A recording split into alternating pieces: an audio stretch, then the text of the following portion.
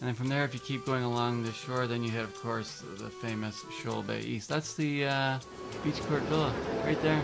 Yeah, we stayed there, Yuki. We went down to buy some land, the Thai house. And there's the fountain, people in the fountain hotel. The needle guy.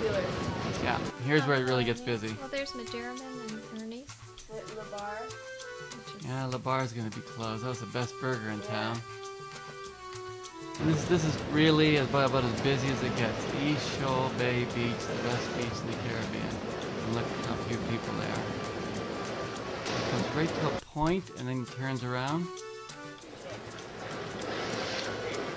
Where we like to stay.